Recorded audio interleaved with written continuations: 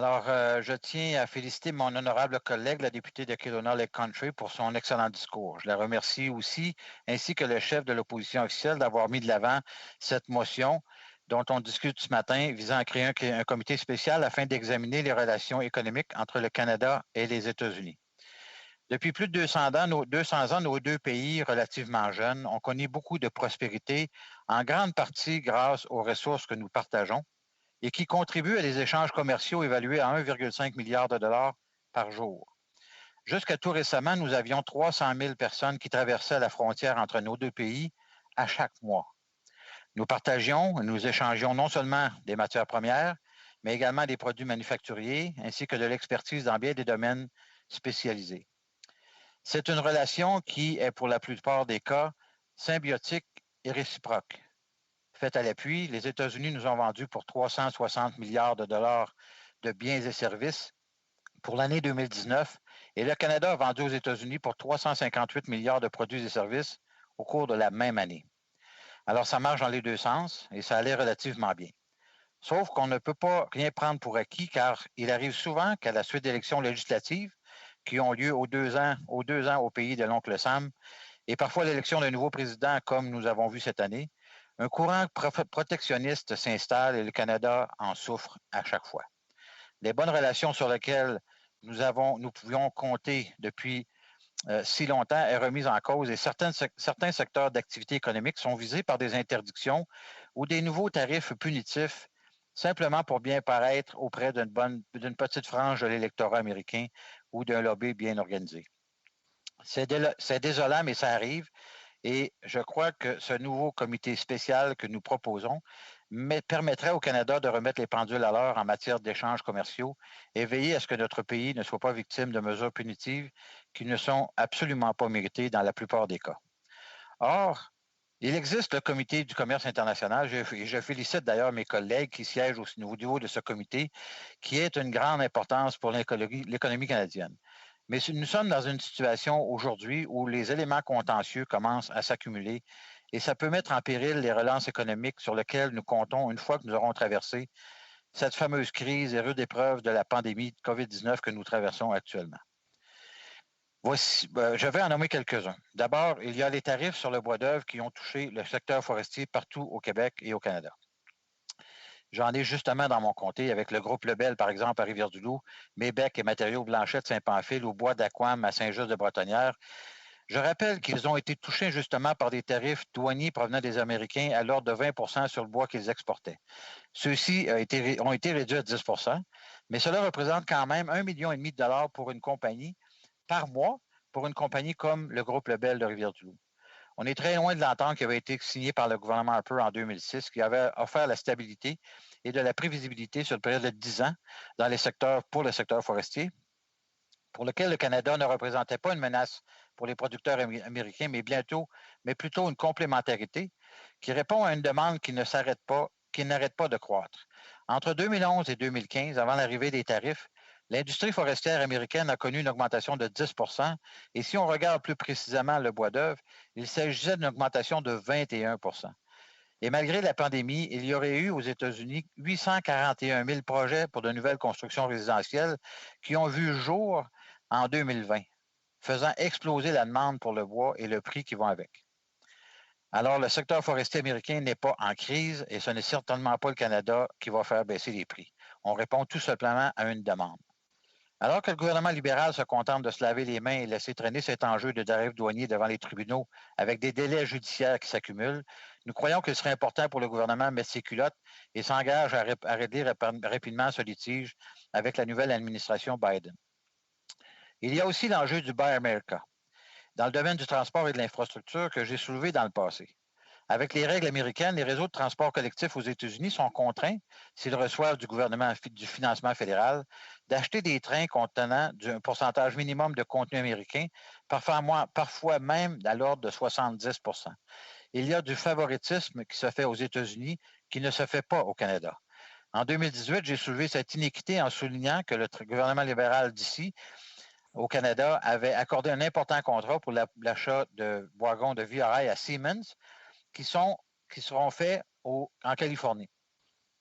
Ça, c'est en plus des wagons du train léger d'Ottawa qui ont été faits dans l'État de New York. Le ministre des Affaires étrangères de l'époque, le ministre des Affaires étrangères, à l'époque ministre des Transports, nous avait répondu qu'on n'avait pas le choix en vertu des ententes de libre-échange avec les États-Unis. Alors, si je comprends bien son raisonnement, on ne pourra pas leur vendre nos trains, mais nous, on sera obligé de d'acheter le leur, par exemple. Nous, les conservateurs, ne sommes pas un parti protectionniste. Nous savons que des tarifs douaniers font mal des deux côtés de la frontière et en gonflant les prix pour tout le monde, On ne veut pas non plus enlever de l'ouvrage aux Américains, mais plutôt unir nos forces et partager les connaissances que nous avons acquises pendant des années dans les secteurs de transport ferroviaire. Nous avons non seulement l'usine de Bombardier à la Pocatière, mais récemment acquise par Alstom, mais également un vaste éventail de fournisseurs tels que Prelco à Rivière-du-Loup, Technologie Lanka et Graphie 222 à la Pocatière, LG Cloutier à Lillet, les usines métallurgiques et Chabot Carrosserie à Montmagny. Chacune de ces entreprises apporte de l'expertise et des pièces qui ont été perfectionnées pendant des années. Et je suis bien placé pour en parler, Madame la Présidente. Il est le devoir de ce gouvernement de défendre leur libre accès au marché américain, tout comme nous souhaitons à nos confrères du Maine ou d'autres États américains d'avoir le libre accès au marché canadien, particulièrement pour des produits que nous avons besoin, notamment des vaccins, à soit dit en passant, on en parle beaucoup de ce temps-là. Là. Alors, plusieurs Canadiens ont accueilli favorablement l'élection du président Joe Biden chez nos voisins du Sud, ainsi que de sa colistière, Kamala Harris, qui a d'ailleurs habité à Montréal dans sa jeunesse. Après 4 ans du America First avec des traités constamment remis en question par l'ancien président, on espérait un peu d'accalmie et de prévisibilité. Mais le premier ministre du Canada a encore une fois manqué de prestance parce que dans le temps pour le dire, le président Biden a imposé de nouveaux décrets Buy America, faisant fi de la relation spéciale que nous sommes censés avoir en tant que voisins et alliés depuis des décennies. De tels échecs mettent en péril l'avenir économique du Canada et nous devons agir rapidement pour défendre nos intérêts. Plusieurs de mes collègues vont aborder l'industrie des ressources de l'énergie, mais je vais aussi en souligner l'importance à voix haute en français. Keystone XL était essentiel au maintien et à la croissance des revenus canadiens pour une ressource qui demeurera essentielle pour au moins 50 ans, quoi qu'on dise, quoi qu'on en fasse. C'est inacceptable que le Canada laisse des dizaines de milliards de dollars partir chaque année vers d'autres pays, alors que nous en avons besoin ici pour financer la santé, nos pensions de vieillesse et tous les autres services que des membres des autres partis réclament haut et fort à maintes reprises, s'opposant à tout développement qui permettrait de payer pour, par exemple. L'avenir de la ligne 5 d'Anbridge au Michigan doit aussi inquiéter les Canadiens, car celle-ci ne sert non seulement à exporter notre pétrole et notre gaz aux États-Unis, mais également à approvisionner le sud de l'Ontario, même jusqu'à Montréal. Sans ce moyen efficace et sécuritaire d'approvisionner nos raffineries, on risque la possibilité d'avoir encore plus de navires sur le fleuve Saint-Laurent devant chez nous, et ce serait catastrophique, Madame la Présidente. On ferait non seulement du surplace en matière d'autonomie énergétique, mais on reculerait en plus, sans parler des risques environnementaux. Un comité spécial Canada-États-Unis permettrait d'étudier tous les enjeux pressants qui touchent le commerce international et la motion du chef de l'opposition veille à ce que celle-ci se rencontre rapidement à partir du 23 février parce qu'il y a urgence d'agir. Madame la Présidente, je vais ajouter que à la lumière de ce que ma collègue de Kelowna Lake Country a dit tout à l'heure, il est impératif, parce que l'ensemble des comités, et suite à une question de la députée d'Edmonton, les comités actuels sont tous en retard sur les travaux qu'ils avaient déjà en place. Alors, il faut absolument se permettre de la création de ce comité-là le plus rapidement possible pour s'assurer de la bonne gouvernance des relations que nous aurons avec les États-Unis dans les prochains mois, prochaines années. Merci beaucoup, Madame la Présidente. Questions et commentaires? L'honorable député de Jonquière. Merci, Madame la Présidente. Comme mon collègue a fortement insisté sur l'industrie forestière, je vais me permettre de revenir et puis lui poser peut-être 2 petites questions. Premièrement, celle qui est restée sans réponse tout à l'heure, est-ce qu'il est d'accord? Il parlait d'une entreprise de sa circonscription qui fait du bois d'œuvre. Est-ce qu'il est d'accord avec l'idée qui est demandée par tous les acteurs du secteur de mettre en place un véritable programme d'accès aux liquidités, d'une part, première question. Et l'autre question, ça fait 6 semaines, 6 séances qu'on étudie le secteur forestier au Comité des ressources naturelles et on voit que la solution, elle est dans la création d'une véritable grappe des bioproduits.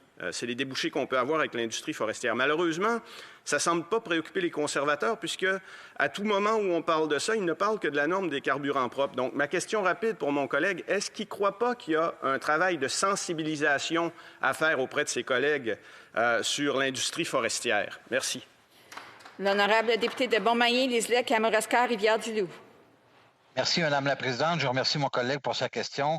Premièrement, pour tout ce qui est la question de liquidité des entreprises forestières, je suis d'accord avec lui. Inévitablement, il faut regarder cet aspect-là, autant dans la relation que nous avons à l'intérieur du Canada, pour soutenir notre industrie, mais non seulement ça, mais aussi dans la relation qu'on a avec les États-Unis, parce que l'ensemble des pénalités que les droits d'imposition que les États-Unis ont mis dans les dernières années ont fait souffrir importantement. Bon, je dirais que ça s'est replacé un peu, puisque le prix du bois a explosé dans les dernières semaines, derniers mois, mais il y en demeure pour moi qu'on se doit de s'attaquer à ces problèmes-là à l'intérieur du Canada.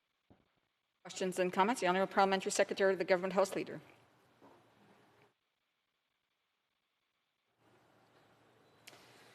The Honourable Parliamentary Secretary of the Government House Leader, can you put his mic on? Yep. Thank you, Madam Speaker. And, you know, it's interesting. Canada and the United States actually enjoys one of the most unique relationships in the world. In fact, as has been pointed out, $2 billion a day in cross-border trade. Our two countries enjoy the largest trading relationship likely in the world. So I can understand and I can appreciate the need to monitor and to be very careful as we move forward with that very important relationship. My question to the member is, looking in terms of the trade agreement in which the Conservative Party supported, does he believe there's any shortcomings that he would like to highlight at this time out of that particular trade agreement? L'honorable député de Montmagny-Liselec, Kamouraska, Rivière-du-Loup. Je remercie mon collègue pour la question. Effectivement, oui, par exemple, je n'ai pas parlé de tout le monde agricole actuellement est sur les dents encore avec la dernière entente avec les États-Unis. Il y a des éléments qui sont demeurés très, très tendancieux ou en tout cas très difficiles à gérer de la part des producteurs laitiers par ailleurs. Alors, ce sera le genre d'enjeu qui pourrait être étudié rapidement ou à tout cas mettre les bases d'une renégociation éventuelle avec les États-Unis concernant les enjeux du monde agricole. Questions et commentaires. On a temps pour une brève question. L'honorable député de Rosemont-la-Petite-Patrie. Oui, merci Madame la Présidente. Je remercie mon collègue pour son discours. Il a évoqué le fait qu'aux États-Unis, ils ont le Buy American Act et qu'est-ce qu'il penserait de l'idée d'avoir un Buy Canadian Act, notamment quand il y a des projets de transport public ou alors dans le secteur aéronautique. Le pourcentage d'ouvrages qui est fait ici au Québec ou au Canada est beaucoup plus faible que ce qui est exigé dans d'autres pays. Pourquoi on ne pourrait pas avoir des mesures semblables nous aussi pour protéger puis maintenir des emplois chez nous? L'honorable député de Montmagny-Liselec, Kamouraska, Rivière-du-Loup, une brève réponse, s'il vous plaît. En fait, c'est une excellente question. La réalité, c'est que le Canada est un petit pays. On est un petit fournisseur quand on prend à l'intérieur de l'international, au niveau de tous les clients potentiels, particulièrement dans le monde du transport.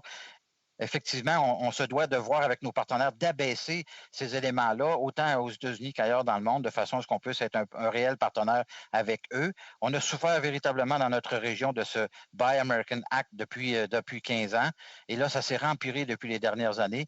Je ne pense pas que de rajouter nécessairement un Buy American Canada, ça va venir faciliter les choses ou ça va venir changer la donne au niveau international, malheureusement.